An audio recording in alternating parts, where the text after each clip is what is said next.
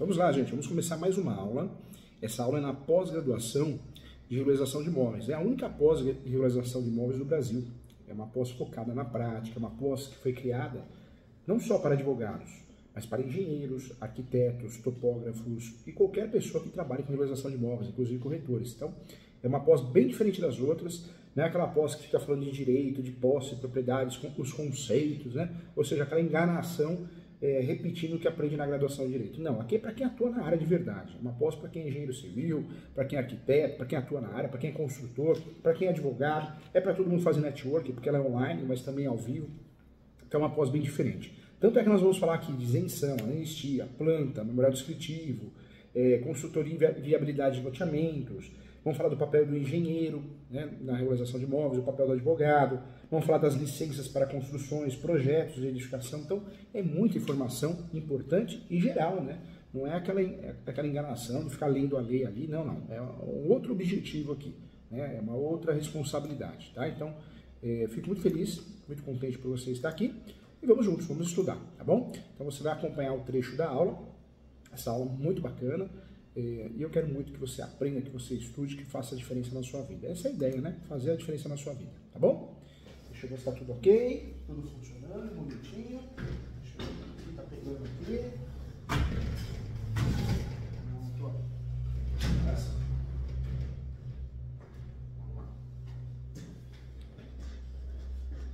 Tudo arrumadinho, né? Vamos iniciar a aula então. Acompanhe, tá bom? Fica aqui comigo. Grande abraço.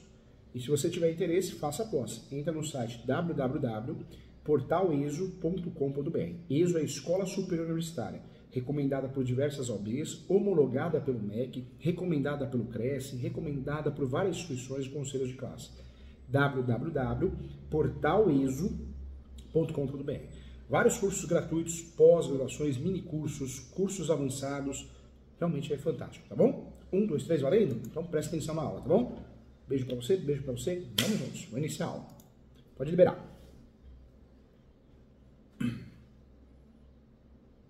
Vamos lá, pessoal, parabéns para você. Você fez uma escolha maravilhosa. Você escolheu a pós-graduação em regularização de imóveis, a única, pioneira, exclusiva no Brasil. E essa pós não é uma pós que nós vamos ficar falando de conceitos básicos da posse, da servidão. Não é a pós de direito civil, né? Forjando uma pós-regularização de imóveis. Não, você vai desculpar. Regularização de imóveis é muito mais até que direito imobiliário. Quem quer aprender direito imobiliário, eu tenho a pós-direito imobiliário, tá lá. Quem quer aprender direito civil, eu sou coordenador da pós-direito civil. Aqui não. Aqui é uma pós para advogado, advogada, mas também para engenheiro. Engenheiro, arquiteto, topógrafo, construtor. Então é uma pós que vai ter, de fato, muita informação de questões que você, advogado, nunca aprenderia em qualquer pós-graduação, porque só aprende na pós-engenheiro. E o engenheiro vai aprender muitas informações jurídicas que só aprenderia numa pós-graduação, num curso, de fato, para advogados. Ou seja, aqui não, aqui é troca de informação, é troca de conhecimento. Tanto o advogado, como o engenheiro, como o arquiteto, como o investidor, quanto o arquiteto, vai aprender tudo sobre regularização de imóveis. Regularização registral e regularização administrativa. E é isso que você vai aprender aqui comigo, tá? Então, uma pós bem diferente, aqui não é enganação. Aqui a gente não promete os honorários rentáveis da advocacia, não prometemos dinheiro, não prometemos carro, aqui a gente promete conhecimento. E o resto, com a ajuda de Deus, trabalhando de forma honesta, tudo vai acontecer na tua vida conforme as coisas vão acontecendo. Tudo aos poucos, vai subir um degrau de cada vez. Professor Júlio, eu fiquei rico, milionário da noite para o dia. Cuidado, que é algo errado. Tudo que vem fácil, vai fácil. Então, não acredite nesses cursos que prometem dinheiro, que você vai ganhar grandes honorários. A gente ganha bons honorários em qualquer ramo, em qualquer profissão. Basta amar essa profissão, basta ser especialista, basta se entregar com o passar do tempo, tá bom? Vem comigo então, vamos conversar muito aqui. Eu quero trazer para você que nós temos então a regularização registral, cartório de imóveis, e a regularização administrativa. Vamos arrasar hoje, hein? Vamos arrasar, vamos embora, vem comigo aqui, ó, presta atenção. Regularização registral é aquela regularização que eu faço no cartório. Só é dono quem tem o registro, só é dono quem tem a propriedade, só é dono quem é dono do imóvel. Redundante, né? Mas é verdade. Só é dono do imóvel quem tem a certidão de propriedade no nome. Professor Júlio, veja bem, professor Júlio, eu tenho uma escritura pública feita por um tabelião, professor Júlio. Não é registro. Você não é dono. Não fala assim, professor Júlio, porque eu fico chateado. Está escrito aqui, tabelião de notas, escritura pública, é público. Não interessa. Tabelião de notas faz escritura pública, reconhece firma, reconhece assinatura, faz procuração, faz escritura pública de tudo, né? Até de uso capião, adjudicação compulsória, inventário, divórcio, mas não prova propriedade. A única prova que nós temos de propriedade, de fato, é o registro no cartório de imóveis. Só isso, registro no cartório de imóveis. O resto, gente, você vai me desculpar, qualquer outro documento que não seja a certidão de propriedade atualizada, o que nós temos é o quê? Posse. Então, carta de rematação, carta de adjudicação, carta de rematação porque rematou no leilão. Se não conseguiu registrar, é posse que você tem. E é uma das piores situações, hein? Quem compra imóvel no leilão, quem arremata imóvel no leilão, nós temos a pós-graduação focada em leilões, né? Leilões e investimentos em leilões, lá eu explico muito bem isso. Quem arremata o imóvel no leilão e não consegue registrar a carta de rematação, entrou numa fria, porque não tem propriedade, não atingiu a propriedade, e não tem a posse, porque nunca teve. Ou seja, está no limbo possessório, limbo é um buraco. Não dá para usar ações petitórias e não dá para usar ações possessórias. Fica difícil de conseguir desocupar o imóvel, é isso que eu quero dizer. Complicado, né? Nós temos dois grupos de ações, as possessórias, certa vez já falamos isso, ações possessórias, reintegração, manutenção e interdito proibitório. Ação possessória eu preciso o quê? Provar a posse. Provar a posse. Artigo 561 do Código. Eu preciso provar a posse, o esbulho, que é a invasão. Como que eu vou provar uma posse que eu nunca tive? Aí você fala, professor Júlio, mas eu não consegui registrar a carta de rematação. Com a carta de rematação eu não consigo usar as ações petitórias, aquelas ações que eu tenho registro? Também não, você não é do. Carta de rematação não prova registro. As petitórias são reivindicatória, emissão na posse, que é a ação que eu quero a posse pela primeira vez, ação de resgate. Então, complicado, né? Vamos conversar depois sobre cada uma delas. Então, nós temos a regularização registral, que é aquela no cartório de imóveis. Antes de 73, era transcrição. Até hoje tem transcrição. Tem muitas transcrições, inclusive. Porque aquela documentação do imóvel que ficou parada, desde 73, continua sendo transcrição. Dificilmente um cartório vai falar, vamos transformar todas as transcrições em matrículas. Não. O cartório só faz isso se tem andamento após 73, alguma venda, alguma doação, alguma morte, inventário. Se não tem movimentação, o cartório dificilmente vai fazer isso de forma automática. Cuidado. É muito importante você saber que o cartório de imóveis cuida do registro. Não dá para fugir do cartório de imóveis. Nós somos obrigados a usar o serviço daquele cartório de imóveis, o registro. Cartório de imóveis faz registro, faz averbação. Registro é a transmissão, compra e venda, doação, morte, né? A transferência através da morte. Morreu, morri, vai ser feito um inventário para transferir para os herdeiros. Então nós temos no cartório o serviço de registro, a transmissão do imóvel, e temos as averbações, são anotações da vida. A Lei 6.015, que é a Lei de Registros Públicos, de fato esclarece muito bem que nós temos várias possibilidades de averbar na matrícula de um imóvel. Quando eu falo para você de registro e averbação, são serviços diferentes. Averbações são tatuagens na matrícula. Registro é a transmissão, eu estou transmitindo em vida ou em morte. Matrícula e certidão de propriedade é a mesma coisa. Antes de 73 era chamado de transcrição. É igual o SIC e o CPF. Eu sei que tem muita gente jovem aqui, mas né, quem não é tão jovem assim, né, da época do professor, nós sabemos o quê? Que no passado era SIC. Então, muitos documentos, até hoje você acha isso, é um cadastro que você vai preencher SIC, é o CPF. Passou a ser chamado de CPF. A transcrição passou a ser chamada de matrícula. Vamos lá, vamos juntos aqui. Olha só, o que eu quero trazer para vocês de importante. Registro e averbação é uma coisa... e o cartório de imóveis também guarda documentos, guarda a planta, memorial descritivo, convenção de condomínio, faz incorporação, registro de incorporação. É o cartório fim, é por competência, não dá para fugir dele. Tabelião não. Eu sempre brinco que o cartório de imóveis, se maltratar você pede desculpa e fica quieto, porque você vai ter que resolver ali, não tem como fugir.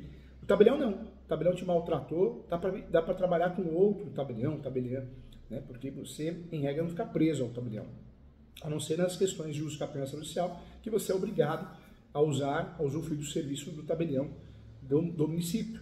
Então, é a única situação de competência, mas divórcio, separação, inventário, você usa tabelião até de outro estado. Existem questões polêmicas sobre isso, mas na prática acontece, e dá para registrar. É uma verdade isso. O que eu trago para você? Então, não podemos mais confundir registro e averbação.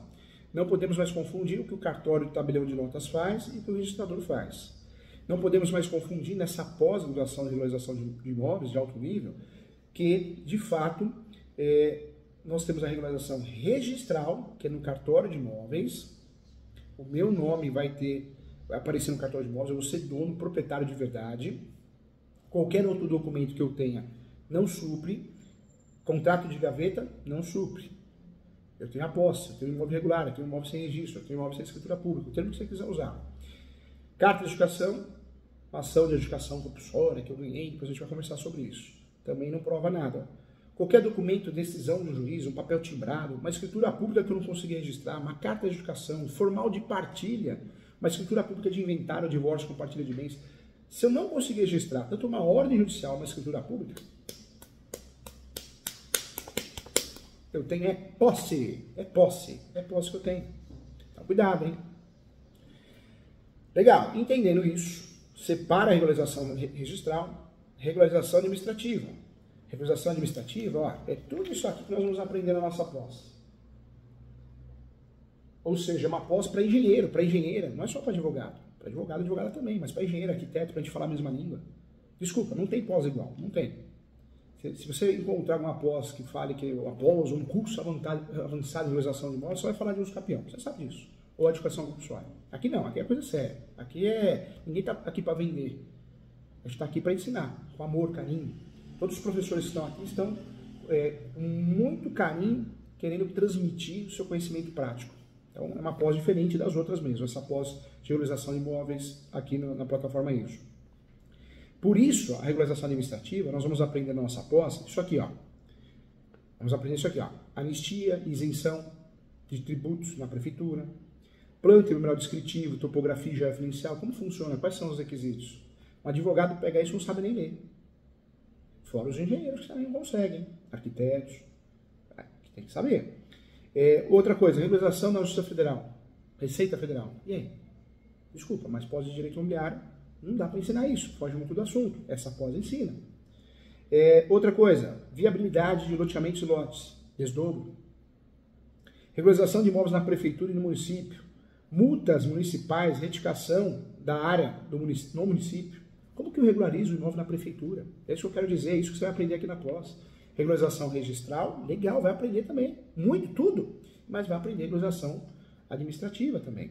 Fiscalização da União, Estado e Município, questões de organização de imóveis, alvará de funcionamento, cadastros rurais, desapropriação, tombamento, licitação, cadastros empresariais de imóveis comerciais, o CNAE, alvará de construção e alvará para construir, papel do engenheiro na regularização de imóveis, papel do advogado na regularização de imóveis. Vamos falar até de captação, hein, de clientes. Essa ementa é fantástica, hein? Essa ementa é fantástica. Autorização de uso do solo, autorização de espaço, concessão de uso, direito urbanístico, direito ambiental na realização de imóveis, licença para construção de edificações, projeto de edificação, solicitação de demolição, como que faz isso? Você pega 100% dos advogados não sabem fazer isso, não sabem como começar. E os engenheiros que poderiam fazer, ganhar muito dinheiro não fazem, arquitetos, topógrafos, corretores de imóveis, plano diretor, estudo avançado, registro de averbação na prefeitura, aforamento e laudêmio, ou seja, é assunto para mais de metro. E dentro da nossa pós, o que você precisa aprender hoje? O que são os contratos de gaveta. Então vamos lá, vamos estudar isso juntos. Existe o contrato que é feito pelo tabelião. Tabelião de notas. Tabelião de notas faz contrato. Só que quando faz contrato ganha um nome especial, ganha o nome de escritura pública. A escritura pública é feita única e exclusivamente pelo tabelião de notas. Qualquer documento que eu, advogado, eu, engenheiro, arquiteto, particular, copia e cola do Google, é instrumento particular. Escritura pública, de forma exclusiva, é feita pelo tabelião de notas, ok? Professor, isso é muito simples. É simples uma ova. O professor presta mentoria para engenheiro, muito para advogado, ensinando a regularizar imóveis, ensinando técnicas, não só ações, mas essa parte administrativa também que o escritório faz. Nós temos até engenheiro aqui no escritório também, CLT, que presta serviço. Olha só que interessante. O que eu corrijo de contratos, e eu começo lendo o título, instrumento público de compra e venda. Eu falo, mas doutora, Isso aqui não foi feito pelo tabelião. Não, foi feito por mim. Então não é público. Por que a senhora colocou público? Instrumento público, escritura pública. Sendo que faz isso ao tabelião. Ah, não sabia. Eu coloquei escritura pública, instrumento público, professor Júlio, porque eu acho que fica mais confiável. Você vê? Então as pessoas se confundem. Então, cuidado, tá? Cuidado, é importante estudar isso. Quando eu falo de escritura pública, o que eu quero trazer para você? A escritura pública é a forma escrita de um ato jurídico. É isso. Escritura pública é a forma jurídica de um ato jurídico. De fato, é feita única e exclusivamente pelos tabeliões. Então é importante saber. O que significa escritura pública, professor Júlio? Podemos dizer, sim, que a escritura pública é qualquer tipo de documento, um ato praticado perante o notário, elaborado pelo mesmo, que contém a manifestação de vontade das partes em realizar um negócio ou declarar uma situação juridicamente relevante. Esse é o objetivo. Tá? Então, é isso. Quando eu falo de escritura pública, quem faz escritura pública então, professor Júlio? Sempre, exclusivamente, é o tabelião de notas. Nós temos que procurar o tabelião de notas. Qualquer um do Brasil, salvo exceções. Uso o capião, que eu preciso procurar o tabelião próximo ao imóvel, do mesmo município. O tabelião de notas, ele passou no concurso público e tem a equipe dele CLT. Esse concurso público é para oficial de cartório. É uma delegação do Tribunal de Justiça. Veja que o cartório, o tabelião de notas, ele presta um serviço vinculado ao Poder Judiciário, sim, indiretamente. Ou seja, o Tribunal de Justiça acaba liberando uma atuação desse tabelião que passou no concurso. De certa forma, ele presta um serviço que o Poder Judiciário tinha que prestar. Por isso eu falo que o tabelião ou o registrador são serviços do Poder Judiciário, indiretamente. A delegação. Foram serviços delegados pelo Tribunal de Justiça. Tá? Então, o tabelião é um profissional responsável por lavrar o documento que deve ser assinado pelas partes envolvidas e por duas testemunhas. Tá? Em regra, é isso. O que é e quanto custa a escritura pública, professor Júlio? Aí que tá, por isso o brasileiro foge, né? Por isso o brasileiro deixa de fazer a escritura pública. Em média, os custos para elaboração, isso é importante, gente, isso é importante falar.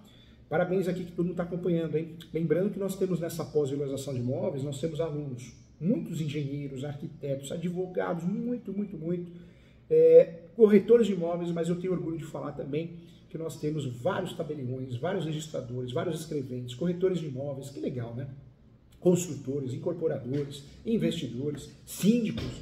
Essa pós é diferente mesmo. Não tem igual, gente. Não tem igual. Pega e minta das outras pós. Você vai ver, uma enrolação é direito civil. Você vai aprender direito civil. Aqui não, regularização registral e administrativa. Tanto é que as aulas são compostas por professores advogados, doutores, mestres, engenheiros também. Né? Engenheiros, arquitetos, topógrafos. Então a ideia é essa. Vamos lá, ó. Então, em média, gente, os custos para a elaboração da escritura pública variam, né? Entre 1% e 3% do valor do imóvel, tá? A taxa é definida pelo Poder Judiciário do Estado, que é chamada de emolumentos, e deve ser paga no cartório de notas, né? E além disso, é importante considerar também outras taxas que serão cobradas, né? Então, às vezes, para elaborar uma escritura pública, o cartório solicita uma certidão, uma notificação, então tem isso também. Então, pode variar de acordo com a região. Então, isso é importante. Uma escritura pública de um imóvel, o que é? A escritura pública de um imóvel é um documento público e oficializado em cartório que serve como uma espécie de contrato. Ela é válida de forma jurídica e o acordo feito entre vendedores e compradores com a assinatura de ambos na transação do imóvel. Né? Então, é isso. É necessária a escritura pública, gente? Ela é obrigatória. O artigo 108, anota aí, artigo 108 do Código Civil. Se você digitar no Google, você vai achar. Artigo 108 do Código Civil. Quando você vai no artigo 108 do Código Civil, você vai ver que está escrito. Está escrito que é obrigatório fazer a escritura pública em qualquer transação imobiliária acima de 30 salários mínimos. Ou seja, qualquer transação imobiliária acima de 30 salários mínimos tem que ser feita escritura pública. Tá? Tem que ser feita escritura pública. Então, qualquer transação imobiliária acima de 30 salários mínimos tem que ser feita por escritura pública. Ok? Isso é o artigo 108 que obriga, é o Código Civil que obriga. Por isso, muito advogada, que não é estudioso igual a você, acaba, pelo fato de não ser estudioso igual a você, não procura se atualizar, acaba prestando um serviço de péssima qualidade. Acaba fazendo contato de gaveta que não tem valor nenhum. o contrato com o título errado, o contrato com o teor errado. Então, cuidado, tá? Isso é muito sério. A exceção a isso é a exceção de posse que nós vamos conversar logo, tá? Então, fica atento em relação a isso. Qual a finalidade, hein, professor Júlio? Qual a finalidade, de fato, da escritura pública? A escritura pública, gente, de um imóvel é um documento emitido pelo cartório, né, o tabelião de notas, a fim de comprovar a transferência de um bem imobiliário, de um vendedor para quem está comprando a casa, ou seja, o comprador. E no momento existem as informações de lavratura, histórico do terreno e imóvel, e também o item mais importante, que é o registro. A transação imobiliária ela se dá por 3 etapas. Se o imóvel estiver regularizado, senão a gente tem que regularizar lá atrás, com outros meios, judiciais, extrajudiciais, administrativos. Mas a regularização registral, ela se dá normalmente quando eu compro um imóvel totalmente regularizado, se dá através do recolhimento do tributo, também lavrar a escritura pública e depois, de fato, registrar no cartório de imóveis. Então nós temos 3 passos, eu diria. 3 passos, 3 gastos, né, para fazer essa transação imobiliária. Então isso é importante. Onde é feita uma escritura pública? E aí eu trago as novidades, né? No passado era só dentro do cartório. Hoje não. Hoje o tabelião, através do escrevente, ele ou ela, pode ir no escritório, do advogado, advogada, do engenheiro, da engenheira, do arquiteto. Então os atos não são mais só praticados dentro do cartório. Hoje existe o serviço de diligência.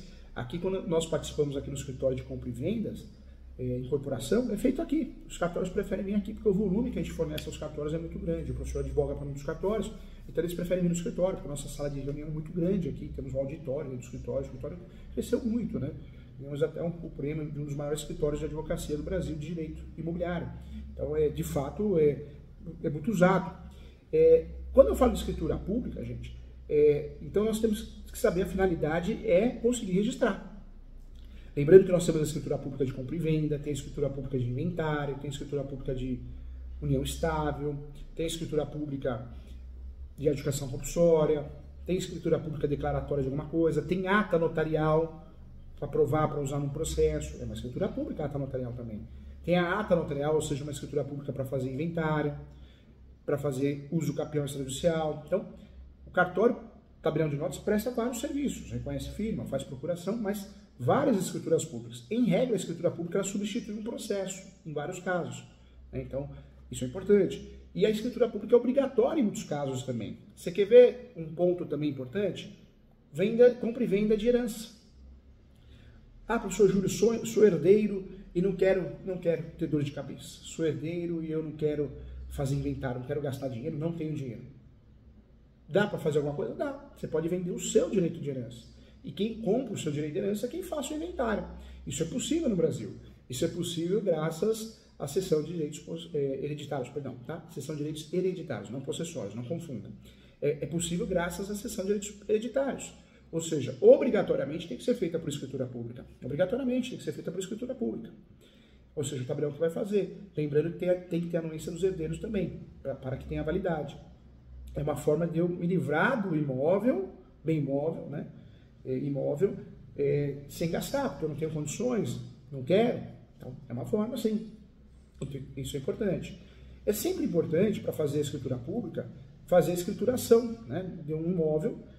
Para fazer a escrituração do imóvel, é importante, é obrigatório entrar em contato com o cartório de notas, o tabelionato, como é conhecido também, e agendar um horário no cartório, ou pedir a averbação, né? E aí o cartório vai lavrar a escritura pública, mas para lavrar a escritura pública ele quer ver documentos originais, tudo, né? Então isso é muito importante. Um detalhe também, o tabelião de notas, tem muito escrevente aqui também, tem muito tabelião, né? Nós temos a doutora Ivanice, o doutor Wesley, o doutor Cauê, temos também aqui o oficial de cartório, o Evandro. Então temos muitos oficiais, tabeliões, registradores, essa pós é um sucesso, fico muito feliz. E aí eu trago para você que é possível, sim, né, você fazer o serviço fora do cartório, ou seja, através de diligência, né, ou seja, vai ser assinado os documentos e vão levar para o cartório. Os atos vão ser cumpridos dentro do cartório, porque é obrigatório, mas a assinatura, né, essa conferência de documentos ela é feita dentro do cartório, mas a assinatura, o negócio em si pode ser feito fora do cartório, através de diligência, e é comum acontecer isso, né. Quando nós falamos aqui, como é feita uma escritura pública? Então, isso é importante. Então, a escritura pública, que não é contrato de gaveta, nunca, jamais, A não ser que se você faz um instrumento particular, escreve escritura pública, que não é escritura pública, né? Acontece, hein? Tem modelo no Google assim. A escritura pública ela deve ser realizada no cartório de notas, né? No tabelião de notas, e dessa maneira as partes devem comparecer ao local com os documentos necessários, então os documentos originais. E feita a solicitação, devem ser pagos os impostos, se houver quem fiscalize o cartório, o tabelião de notas, após a lavratura da escritura, senão você não consegue registrar também. O cartório de imóveis também vai conferir isso. Tem várias espécies de escritura pública, tá? Quando nós falamos de tipos de escritura pública, tem aí compra e venda de imóveis, compromisso, promessa, doação, escritura pública de divórcio, escritura pública de inventário e partilha de bens, substitui o inventário judicial, procuração, escritura pública de procuração, uma escritura pública, pacto antinupcial, que não vai casar com um regime de casamento diferente, tem 4 regimes, né? Tem o regime universal de bens, parcial, e o regime de separação total e separação final dos apreços. Nós temos 4 regimes de bens no casamento. O automático é o parcial. Se eu quero casar com um regime diferente, eu vou ter que fazer uma escritura pública. Emancipação, né? Emancipação pode ser judicial, pode ser a emancipação legal. A lei atribui o direito de emancipar a partir do momento que tenha passado um concurso público e assumido, que eu tenha autonomia própria financeira. Então, tem várias situações que me permitem eu me emancipar, né? Ou judicialmente, quando um pai quer, a mãe não quer, e vice-versa, ou de forma consensual. A instituição de usufruto também, gente. Podemos dizer, sim, que a instituição de usufruto também é uma escritura pública, né? Então, também é uma escritura pública. Testamento. Você quer fazer testamento, pode ser feito por escritura pública. Então, é importante. Então, temos que conversar sobre isso, né? Nós lidamos com isso diariamente, nós temos que saber. As escrituras públicas, de fato, elas comprovam o negócio jurídico, por isso elas são celebradas, são obrigatórias em muitas situações. Podemos dizer que a escritura pública é um instrumento que descreve as partes e o negócio em questão. Tudo isso acontece no cartório ou no tabelionato, né, de notas, ou via diligência, que não só lavra as escrituras públicas, mas também reconhece e firma, né, autentica as cópias e documentos. Então, o serviço do cartório tabelião não é só lavrar a escritura pública, vai ter que abrir firma, quem não tem, vai reconhecer firma, se precisa de procuração, vai reconhecer cópia dos documentos e vai fiscalizar. O cartório tabelião de notas, ele presta serviço, ele fiscaliza, né? Então, é uma realidade, é importante. Então, é importante falar sobre isso, né? Então, é um serviço que tem que ser feito. Por isso essa pós tem tanto cartorário fazendo, né? Tabelião, escrevente, deveria ser obrigatória, faz a diferença na vida. Qual a diferença, então, entre a escritura pública e o registro de imóveis? O objetivo da escritura pública é garantir que a operação de contrato de compra e venda seja realizada. E aí podemos dizer que, portanto, né, assegura que o imóvel terá sua propriedade transferida, enquanto isso, o registro, né, vai gerar publicidade, a transação para todos os interessados. Isso protege o comprador de possíveis fraudes, golpes, na realidade. Como tirar a escritura pública? Então, basta apenas que um dos compradores esteja fazendo aquisição do seu imóvel, né? E aí sim procure o cartório, as partes vão procurar o cartório. Nós temos que trabalhar também uma situação importante, hein? A aquisição do seu primeiro imóvel, é importante saber que existe um desconto na escritura pública para que seja válido. Nós vamos conversar sobre isso um pouquinho mais para frente, mas existe essa possibilidade sim, tá? Então, é muito importante. Então, professor, tem como eu ter desconto na escritura pública? Tem, nós vamos conversar sobre isso. A escritura pública pode ser de graça, professor Júlio? Pode. Para famílias com rendas, isso é importante, hein? De até 3 salários mínimos, a escritura pública sairá de graça, né? Assim como os registros da garantia real, né, do imóvel para fins de financiamento. Então, muitos cartorários não sabem disso. Olha como a nossa posse faz a diferença não só na vida do engenheiro, do advogado, mas na vida do cartorário, né? Então, é uma regra do jogo, até 3 salários mínimos. Então, é difícil acontecer, porque os imóveis, normalmente, quando compra o imóvel, ganha, não que ganhe bem, né? Porque é subjetivo falar isso, mas por isso não é tão comum, né? Mas acontece. Então, é importante bater o papo sobre isso também, nós vamos falar. Quanto tempo leva para fazer uma escritura pública? Outra pergunta comum. Em média, a elaboração da escritura pública, ela dura cerca de 10 dias, né, gente? Mudou, hoje é muito mais rápido. 10 dias contando desde o pagamento do ITBI, né, até a assinatura por todas as partes envolvidas. Esse é o fato. E quanto tempo, né, a escritura pública tem validade? Na verdade, tem validade a vida toda. a não ser que alguém ingressou com uma ação pedindo a nulidade da escritura pública. Se já registrou, pede a nulidade do registro. Na nossa pós, inclusive, nós vamos tratar desse assunto, as ações de nulidade nos cartórios, é importante. Inclusive as teses de defesa. Então, é importante conversar sobre isso. A escritura pública, então, de fato, olha que interessante, nós podemos dizer que é um instrumento obrigatório, senão não consigo registrar. Como fazer a escritura pública? Tabelão de notas, e depois eu tenho que registrar isso com cartório de imóveis, né, para que atinja a matrícula. Existem certidões que são obrigatórias, são necessárias para lavrar a escritura pública, certidões. Por isso eu trabalho no tabelião, muita gente, advogada que não é estudioso nesse assunto igual você que está assistindo, muitas vezes ele faz confusão, ele acha que o cartório só faz escritura pública, e não é, o cartório faz mais que isso, o tabelião de notas, ele tem que solicitar essas certidões, e vai cobrar, é custo. Para fazer uma escritura pública, a parte pode entregar essas certidões, a parte, advogado, engenheira, mas se não entregar, o cartório vai fazer, vai cobrar, né? São documentos obrigatórios, são documentos necessários. Esses documentos necessários para lavrar a escritura pública, para a elaboração da escritura pública, o primeiro é a matrícula do imóvel atualizado, o segundo é a certidão negativa de débitos do imposto predial e territorial urbano, então são documentos obrigatórios. Também a certidão de ônus, que pode ser obtida no cartório, então a certidão de ônus que pode ser obtida no cartório, também é um documento obrigatório. Anote aí mais um, que é importante, hein? A certidão de ações, que pode ser obtida em fóruns do Poder Judiciário, no site do fórum. A certidão de ações equipara-se à certidão de distribuição, tá? Distribuidor civil, só muda de nome, não é a mesma coisa.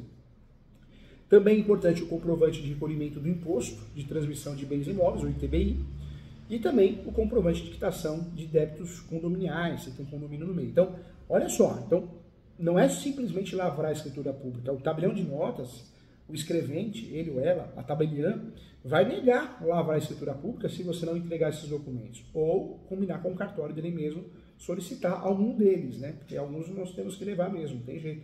Certidão de quitação de condomínio é a gente que vai ter que ir atrás. Mas esses documentos são obrigatórios. Vou repetir, então, certidões necessárias para lavrar a escritura pública, senão não vai lavrar. Matrícula do imóvel atualizada, 1. 2. Certidão negativa de débitos do imposto predial e territorial urbano, IPTU. 3. Certidão de ônus, que pode ser obtida no cartório. 4.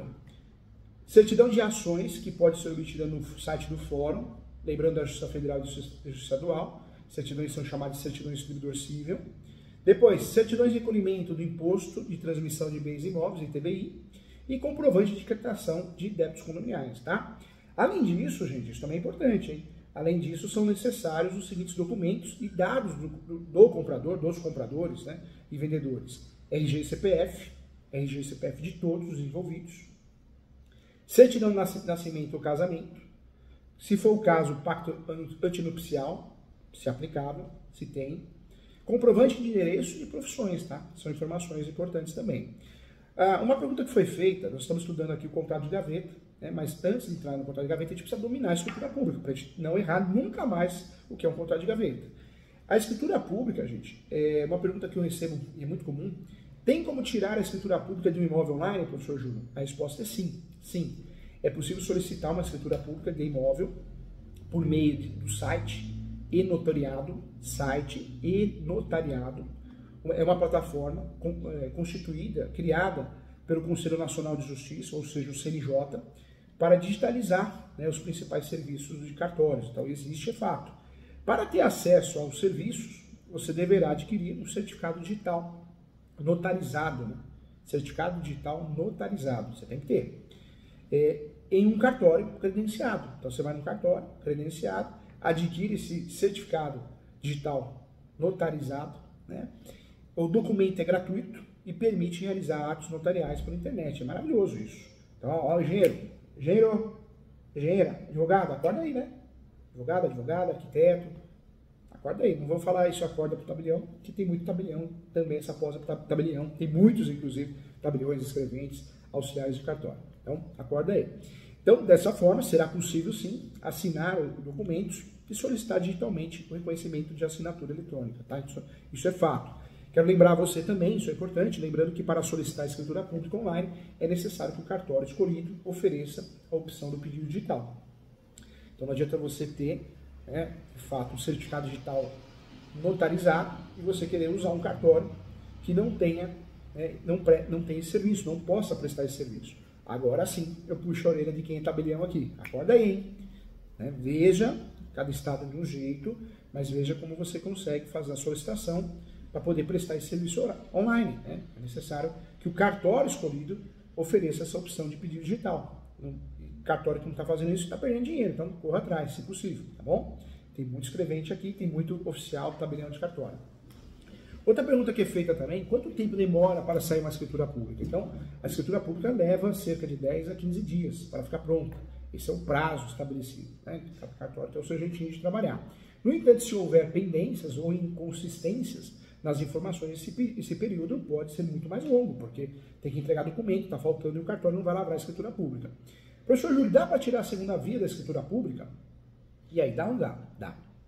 Dá para tirar a segunda via da escritura pública, sim, tem imóvel, e você precisa, quem não é cartorário, ir até o cartório, onde foi realizado o registro e onde consta a matrícula de propriedade.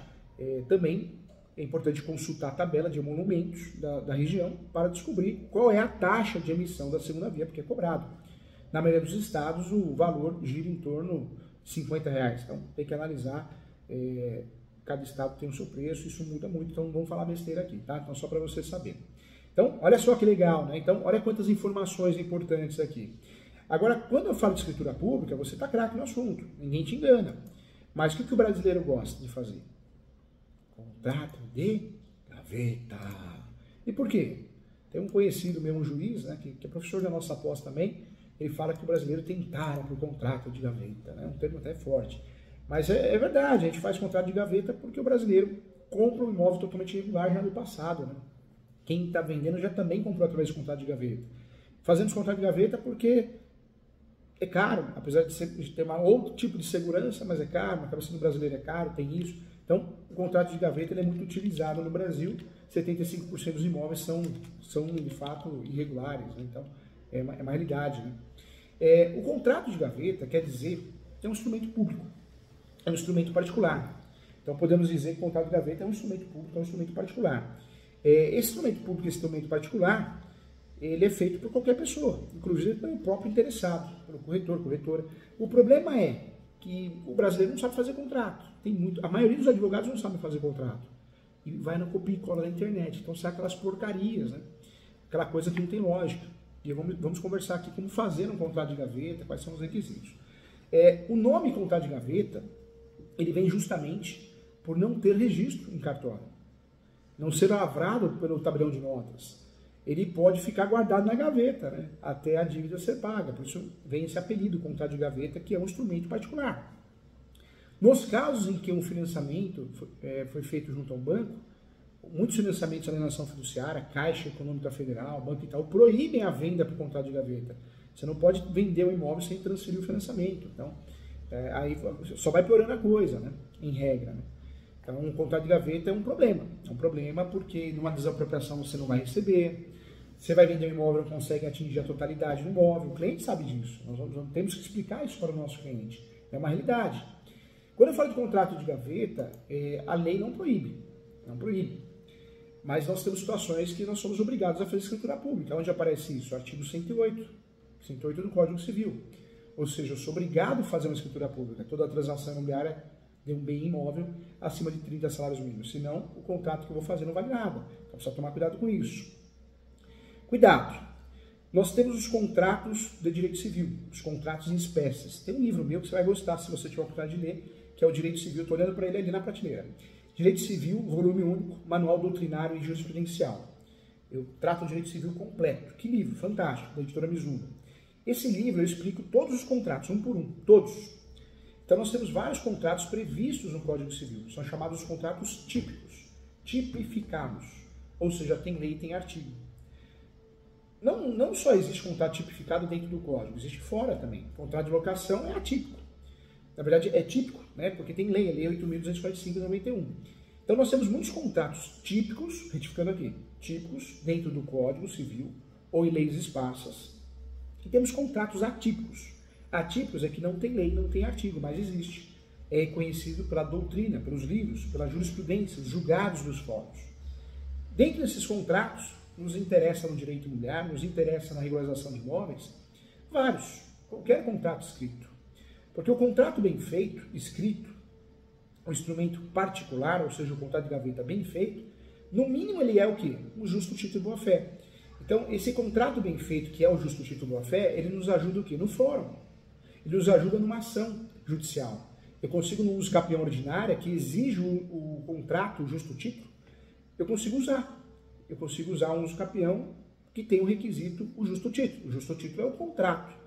Pode ser justo título, contrato de gaveta, ou seja, um instrumento particular, ou qualquer contrato bem feito. Pode ser justo título, qualquer documento escrito de boa-fé, carta de educação, carta de matação, formal de partilha, ou seja, público ou particular. Contrato de gaveta, em regra, pode ser um contrato preliminar, com título, contrato preliminar. É aquele contrato só para fechar um negócio. Contrato de gaveta pode ser compra e venda, pagamento à vista. Título, compra e venda.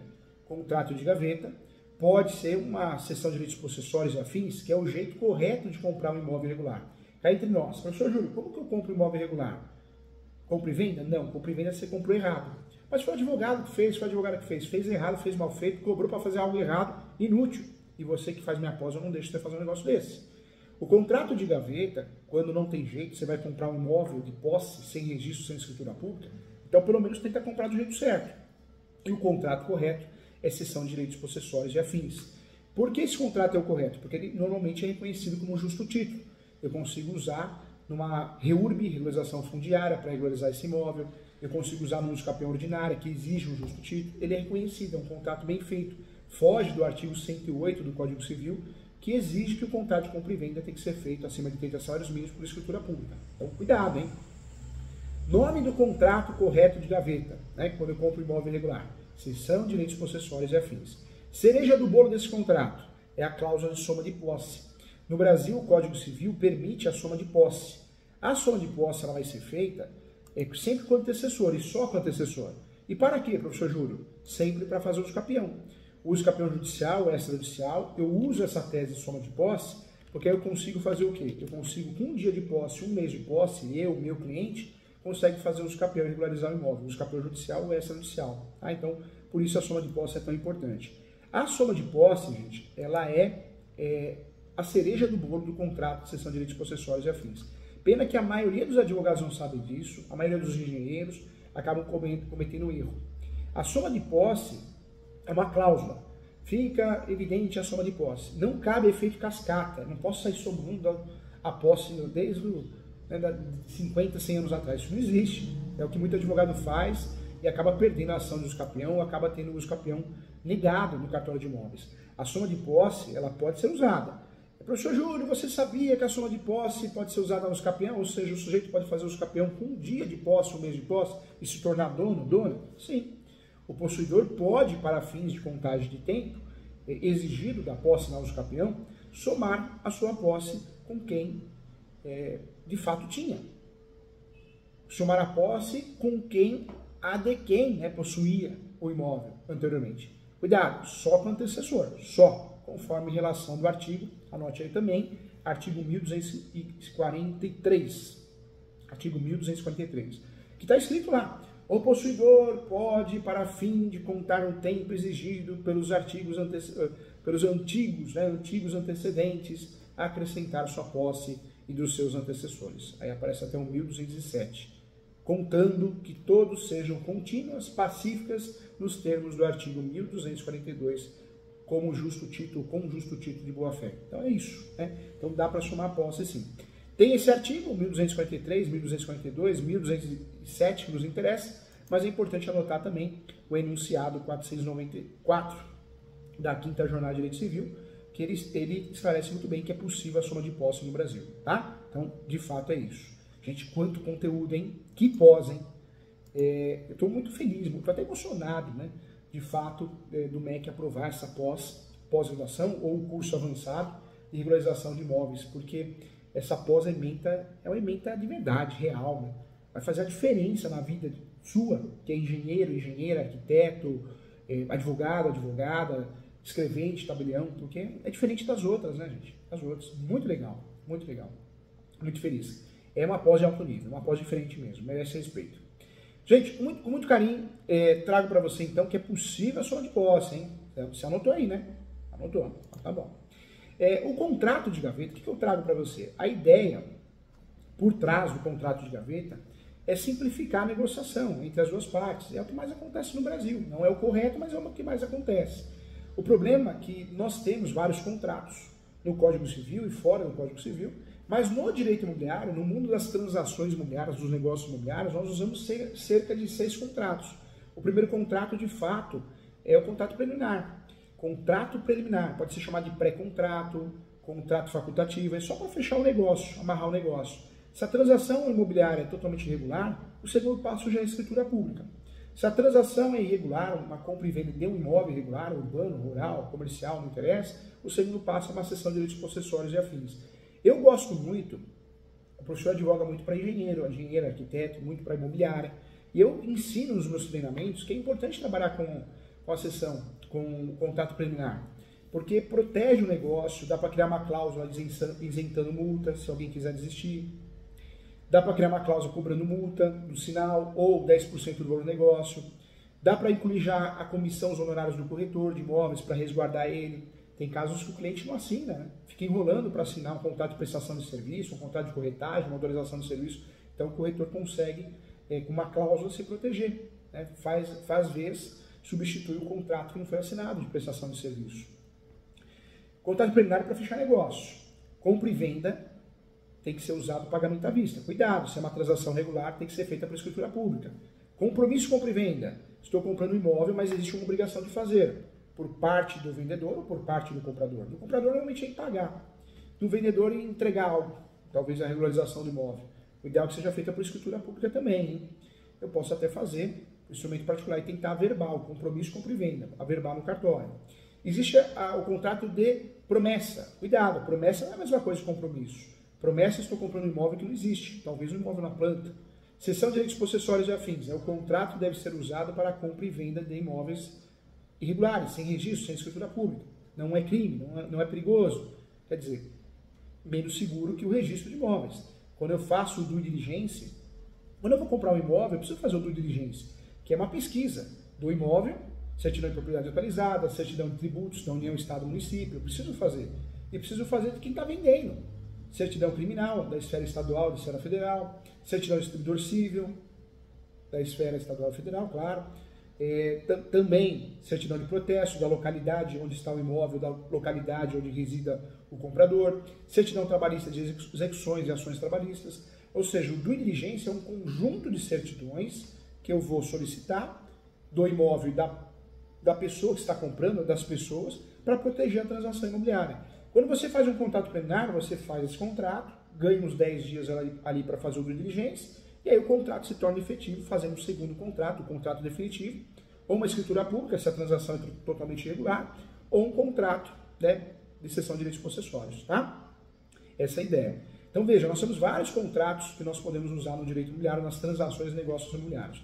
Cessão de direitos hereditários e afins é um contrato que eu vou utilizar quando existe o direito de compra de inventário, de herdeiro. Tem que ser por escritura pública também, ter a anuência dos demais herdeiros, tá? A ideia por trás de um contrato de gaveta é simplificar a negociação, eu sempre falo isso nas aulas, entre as partes, esse é o objetivo. A finalidade é pular etapas burocráticas, como aprovação de crédito ou financiamento, no caso de uma compra e venda de um imóvel irregular, por isso é utilizado o contrato de gaveta, normalmente parente faz muito contrato de gaveta, não é o correto, mas é o que todo mundo faz, é uma realidade no nosso país. Ainda usando, né, esse exemplo, o imóvel fica no nome do proprietário de origem. Se você faz um contrato de gaveta, você está comprando de alguém que não é dono. Ou seja, a matrícula tem o nome de outras pessoas que não é quem está te vendendo. Né? Essa é a realidade, normalmente é isso, porque não tem lógica. Eu tenho um imóvel no meu nome, para que eu vou te vender através de contrato de gaveta? Não tem sentido, ruim para mim, ruim para você. Então a gente só compra ou só vende um imóvel irregular, contrato de gaveta, quando de fato não é meu. Pelo menos no registro de imóveis. Eu posso ter a posse 10 anos, 20 anos, né? invadi, entrei, comprei a posse de alguém, é uma realidade. Tá?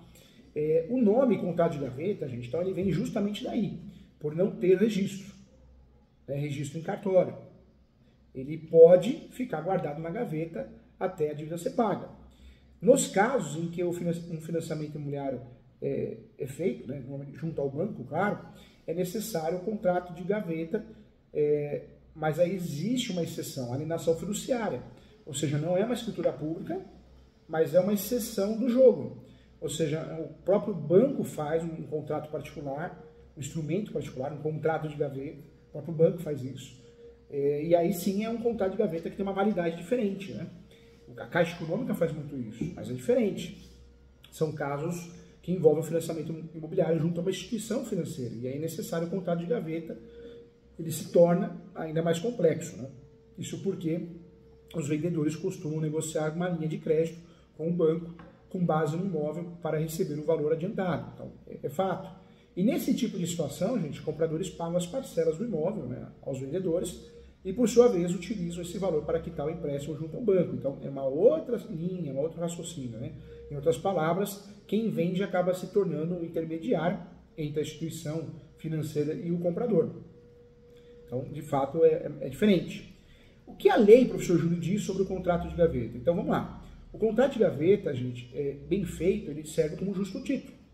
Bem feito quer dizer que tem um título correto, qualificação das partes, o objeto mais completo possível, cláusulas, disposições gerais, cláusulas de rescisão, foro de eleição, assinatura de todos com firma reconhecida e também assinatura de testemunhas. Quando eu faço um contrato de gaveta bem feito, além de ser reconhecido como justo título, numa ação de usucapião, no procedimento extrajudicial de usucapião, numa ação de edificação compulsória, eu consigo muitas vezes usar para fazer regularização registral na prefeitura. Um contrato de gaveta bem feito, ele é um justo título e também um título executivo extrajudicial. Se o comprador não me paga, eu consigo cobrar ele na justiça com uma ação de execução, que é uma ação mais rápida. É importante. Nós temos 3 procedimentos no fórum. Comum, demorado, ação de cobrança, cansativa, tem que fugir dela. Execução é ter um contrato bem feito, com 2 testemunhas, assinaturas das partes. Eu já faço a execução, processo rápido, já penhora a conta, penhora dinheiro. E tem a monitória, quando o contrato está vencido, né? Contrato, cheque, boleto, nota duplicata, nota promissória. Então, de fato, é isso. O contrato de gaveta, gente, é um tipo de acordo não formalizado em cartório, ou em cartórios de imóveis, tabeliões. Mas esse contrato é um pré-requisito determinado, né, de fato, para o fechamento de um negócio jurídico. Ele traz, quando eu assino um contrato de gaveta, existe direito das obrigações. Quando eu compro a posse ou vendo a posse, entra o enunciado 492 da 5ª Jornada de Direito Civil. A posse é um direito econômico à parte. Tanto é que no divórcio o Supremo decidiu que entra, a Receita Federal orienta declarar o imóvel irregular, porque tem valor econômico. A posse se tornou um direito econômico a partir do momento que foi criado o enunciado, anote aí, enunciado 492 da 5ª Jornada de Direito Civil. A posse passou a ser um valor econômico, tá? Então, o contrato de gaveta, podemos dizer sim, afirmar que é um acordo não formalizado, né, nos cartórios, mas esse é um pré-requisito determinado pelo artigo 108 do Código Civil, quando se trata de negócios jurídicos que envolvam constituição, transferência, modificação, né, ou renúncia de direitos reais sobre imóveis de valor superior ao valor de 30 salários mínimos vigente no país. Tá? O fato é que, por não ser considerado um acordo oficial, o contrato de gaveta não tem a validade jurídica plena, completa. Mas vamos ser sinceros, até uma transação imobiliária totalmente irregular não tem segurança 100%. Pode ocorrer uma desapropriação, pode aparecer um filho novo e aí aquele inventário é anulado. Então, né, mas não dá para comparar a segurança de um negócio jurídico bem feito, registrado, com a posse, né, compra e venda de posse, compra e venda de um imóvel irregular. Não dá para comparar.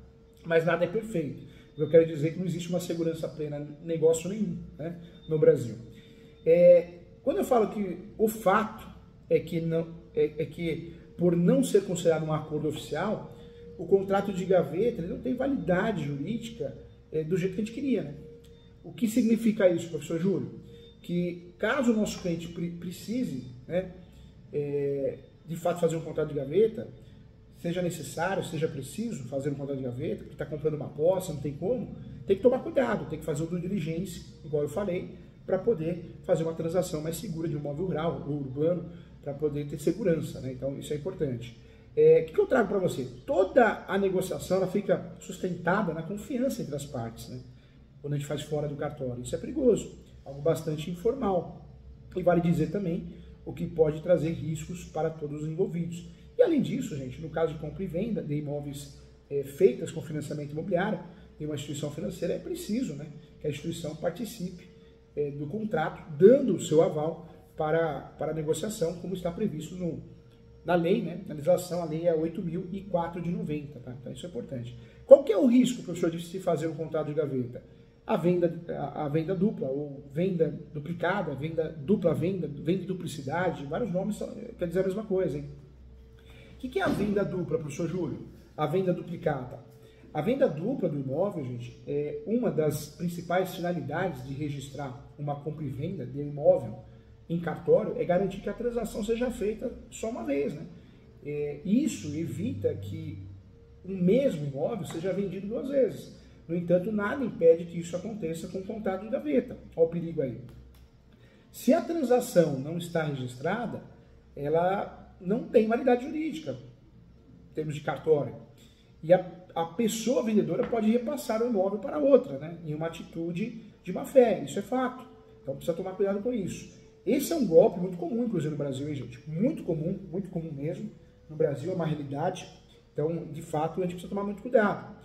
Inclusive, uma pessoa vendedora, ela pode realizar a venda do imóvel para diferentes compradores, todos com contato de gaveta, recebendo várias vezes e depois ela foge. Tenho vários casos aqui no escritório, o professor advoga no Brasil todo, vários casos, muitos casos no escritório.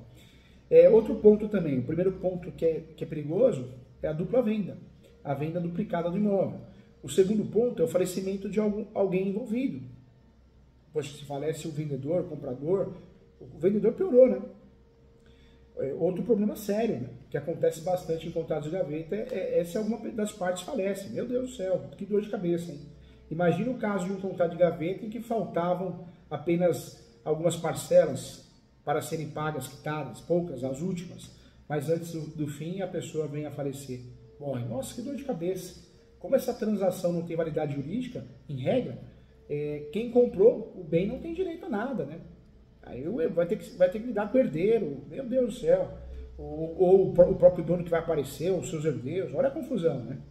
O imóvel será repassado aos herdeiros dos proprietários de origem, de verdade, na matrícula, que podem ou não honrar o compromisso de confiança estabelecido lá no contrato de gaveta. Pode falar que não vale nada, sem qualquer obrigação. Olha a confusão. Outro problema que o contrato de gaveta pode gerar também, o não pagamento das prestações, né? É outra desvantagem do contrato de gaveta, pode aparecer para vendedores que usam esse tipo de acordo, né? Tudo bem, dá para executar, porque se foi bem feito é um título executivo extrajudicial, mas é um outro problema. Então precisa tomar cuidado. E a pergunta é, como regularizar um contrato de gaveta? Se tem contrato de gaveta, nós temos uma falha de direito registral e podemos ter, provavelmente temos também, de direito administrativo. Aí entra advogado e engenheiro para prestar esse serviço. Então é possível regularizar sim, registralmente falando, utilizando meios judiciais, extrajudiciais, administrativos, como a REURB, regularização fundiária, e na esfera administrativa a gente vai regularizar também. Tá? Então nós temos regularizado os dois pontos e nós vamos aprender numa outra aula. Tá? Lembrando que o contrato de gaveta pode ser anulado sim. Se houve simulação, ele pode ser ocorrer a nulidade dele, e se houve lesão, qualquer outra situação que fundamente as ações anulatórias, pode ocorrer uma nulidade, né? Anulidade e nulidade. É uma realidade, pode sim. Então nós temos que tomar cuidado com isso, é uma realidade. Legal, né? Que aula, hein? Que momento, hein? Parabéns para você que escolheu fazer a pós. E você que está fazendo essa pós aqui de regularização de imóveis, ou o curso de regularização de imóveis avançado, porque tem os dois, não deixe de estudar os cursos, os mini cursos no portal ESO. Não deixe também, gente, isso é muito importante, não deixe de estudar também material de apoio, não deixe de participar dos plantões de dúvida, lembrando que tem plantão de dúvida, hein? Professor Júlio, na pós, a mente é fantástica, eu estou craque no assunto, eu vou ficar craque no assunto, mas não esqueça também, isso é muito importante, de assistir os plantões de dúvida, seja ao vivo ou gravado, faz toda a diferença, tá? Que legal, né? Então, olha só, quanta coisa nós aprendemos hoje, hein? Que bate-papo gostoso. Quando eu falo de contratos de gaveta, então você está craque no assunto, hein? Está craque no assunto. Tem perguntas aqui que eu recebi. Deixa eu ver aqui, ó. Tem perguntas que eu recebi. E eu queria tirar. A pergunta foi do Moisés, que é advogado. Professor Júlio, o que a lei diz sobre contrato de gaveta? O contrato de gaveta trata-se, gente, guarde isso, de um instrumento não oficial, mas tem validade jurídica, tá? Mas não é oficial. Por quê? Ele restringe exclusivamente as partes que assinam, vendedor e comprador, o gaveteiro, né? Tem esse termo também, gaveteiro. Em outras palavras, essa modalidade ela é válida para pactuar os direitos e as obrigações. Assinou o contrato, acabou, é negócio jurídico. Tem validade no mundo o direito das obrigações, mas não vale perante os terceiros, né?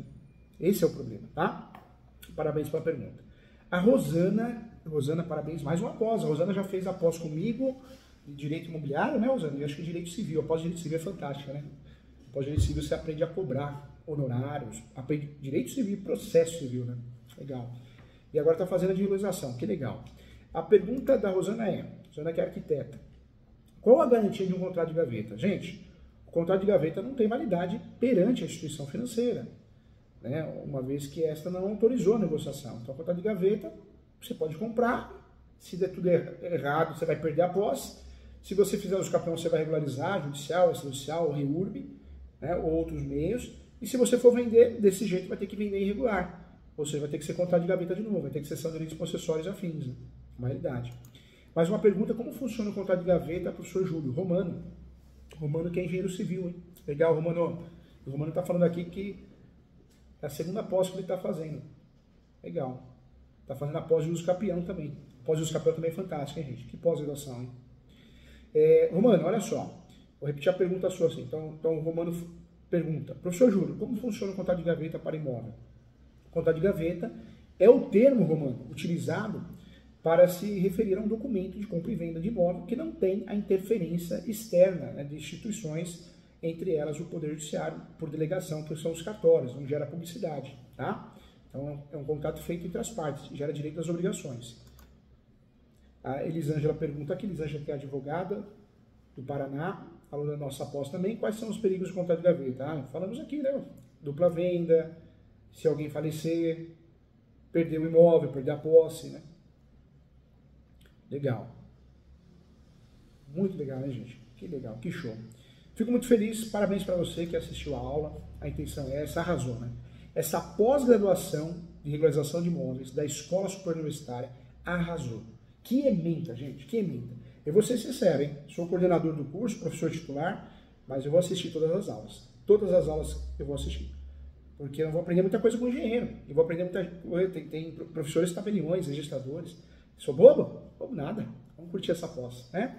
Essa pós dá para honrar a camisa, hein? Que pós-graduação, que curso, hein? Tanto a pós como curso avançado de realização de imóveis. Não tem igual no Brasil, não tem. Obrigado, gente. Obrigado. Agradeço a todos que acompanharam. Então, foi uma aula de pós-graduação, da pós-graduação de realização de imóveis da Escola Superior Universitária. Parabéns para você, né, que está fazendo essa pós, que fez a matrícula.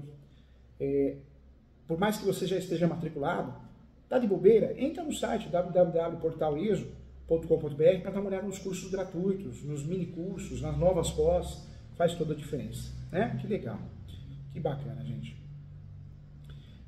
Lembrando que o professor tem um livro Direito Imobiliário de A a Z, fantástico, fantástico, da editora Mizuno.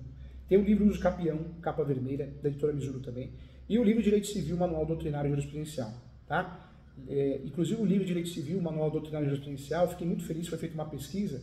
Esse livro se tornou o terceiro ou o segundo livro em alguns estados mais vendido no Brasil para advogados, advogadas, graduando, né? Bacharéis em Direito, e também engenheiros, arquitetos estão comprando esse livro porque ele é muito didático. Que legal. Gente, muito obrigado, até a próxima, fiquem com Deus, tá?